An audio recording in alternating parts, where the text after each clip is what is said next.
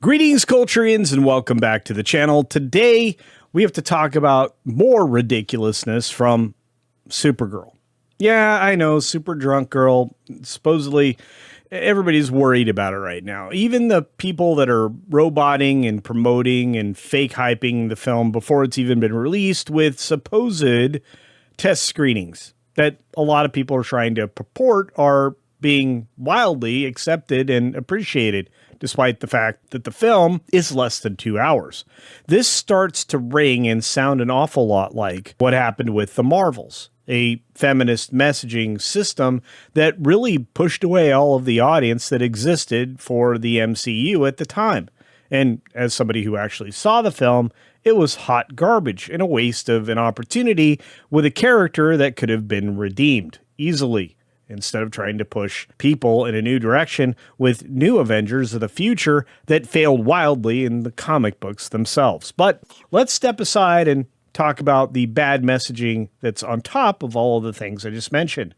The fact that telling young girls it's okay to be bad and messy, and that's somehow a good idea?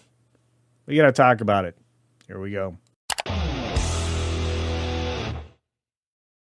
Now, before I get started with this conversation, please double check you're still subscribed. If not, it's free. Click the subscribe button, hit the bell icon, turn on all notifications, and hit the thumbs up. All of those things make a huge difference to the channel, to the video, and to, well, my state of mind, which I'm going to say thank you for in advance. And if you have comments along the way, drop them as we go. But let's get into the story. From our friends over at Cosmic Book News, and a whole lot of other outlets are talking about this right now. On Friday, this article drops. Millie Alcock says Supergirl tells young girls it's okay to be bad and messy. What? Why did you move the door? And somehow, that's okay? I don't think so. I'm not sure this means what you think it means. And I don't think she gets the fact that you need to take accountability and responsibility, especially if you have power like she has. Now, she's teasing the kind of messaging that audiences can expect from Supergirl. And fitting with the recent trailer release, it sounds like a version of Kara Zor-El won't be played as polished or as perfect, which is a huge problem. Hey, where is my dog?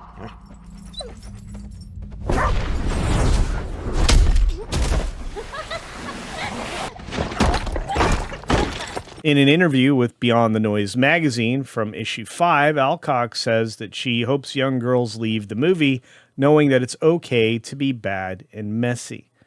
And of course, I already said that, but I'm still going to react to it.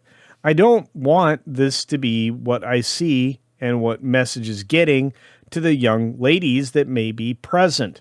I have a reason to believe that DC had an opportunity to head in an entirely other direction, and I'm afraid that the political messaging involved in this has really failed what the future audience or what the current audience looks like. Come on. Thanks for watching him. So, the quote lines up with what has already been said about the DCU take on Supergirl. Rather than presenting Kara as a clean-cut copy of Superman, the new movie has been described as rougher on the edges, with a version of the character shaped by a much harsher upbringing. They're just here to destroy stuff, folks. That's all they want to do. Take the pop cultural icons and wear them like a skin suit over some really bad ideas. And how did that work out for Ant-Man and Wasp? Well, and Marvels? Not well. Not well indeed. So it also suggests that Supergirl could lean harder into the flawed, rebellious side of Kara. I still don't think that's a good idea either.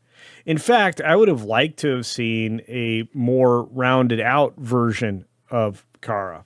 And I would like to seen this character played a lot better than what we're about to get.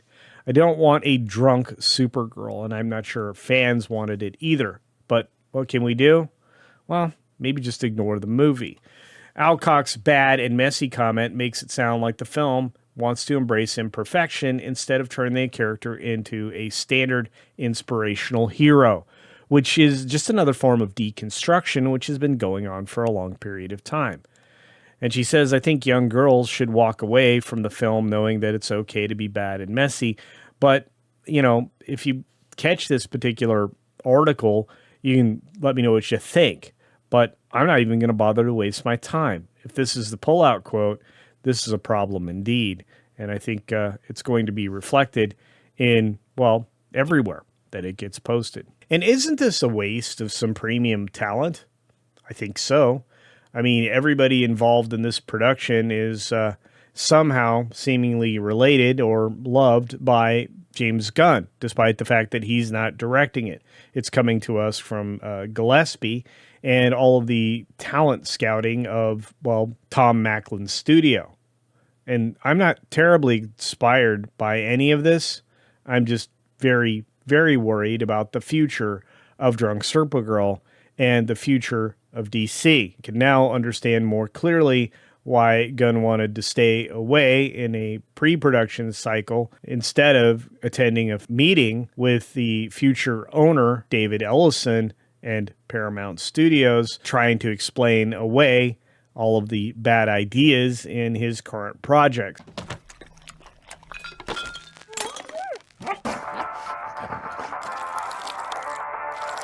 You managed to get most of it on the paper this time.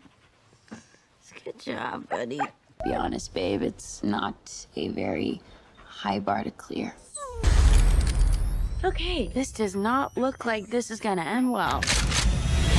For you guys. He sees the good in everyone. And I see the truth. Guardians of the Supergirl, and a drunk one at that.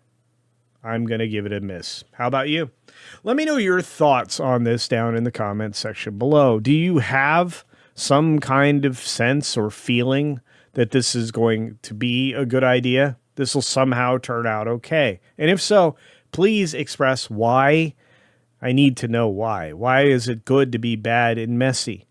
I thought we wanted a civilized nation, a civilized world, and civilization to move forward and not progress so terribly backward, which seems to be the new definition of progressive. And finally, do you think this vision will be profitable? Is it going to make the $1 billion mark, which seems to be a qualifier for what these films cost these days?